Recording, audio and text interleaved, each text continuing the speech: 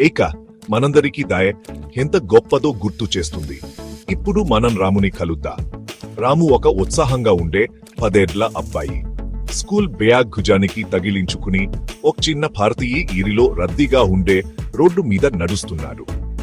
చుట్టుతా అంతా సందడిగా ఉంది. హమేవాట అరుపులు, కార్ల హారన్లు, తొందరగా వెళ్లే మనుషుల చప్పట్లతో.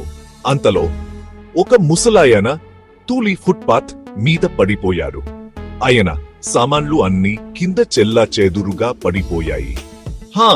అటుగా వెళ్తున్న వాళ్ళు చూశారు, కాని ఏమీ పట్టట్నట్టు తమ దారిన తాము వెళ్లిపోయారు. కాని రాము అలా కాదు. అతని కత్తల్లో జాలి కనిపించింది. వెంటనే ఒక్క క్షణం కూడా ఆలోచించకుండా ఆ ముసలాయన దగ్గరికి పరుగెత్తుకెళ్ళాడు. రాము ఆయన్ని మెల్లగా లేపి కూర్చోబెట్టాడు మరియు తన దగ్గరున్న వాటర్ బాటిల్ ఇచ్చాడు.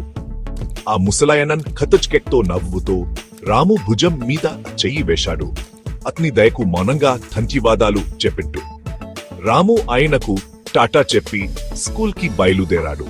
అతని ముఖంలో ఒక చిరునవ్వు వెలిగింది. ఆ క్షణంలో రాము మనకి చూపించాడు, పెద్ద మనసు అనేది వేసుతో రాదు, అది మనసులోనే ఉంటుంది. టెక్స్ట్ ఓవర్లే, పెద్ద మనసు వేసుతో కాదు మనసుతో వస్తుంది. కాబట్టి ఇంకోసారి ఎవరైనా కష్టాల్లో కనిపిస్తే మీరు కూడా రాములాగా ఉండండి. మనం చేసే ఒక్కొక్క చిన్న మంచి పనితో ఈ ప్రపంచాన్ని మరింత అందంగా తీర్చిదిద్దుదాం. చూసినందుకు ధన్యవాదాలు. ఈ వీడియోని లైక్ చేయడం, షేర్ చేయడం, ఇంకా సబ్స్క్రైబ్ చేసుకోవడం మర్చిపోకండి. ఇలాంటి మరిన్ని మంచి కాల కోసం మళ్ళీ ఇంకో వీడియోలో కలుద్దాం.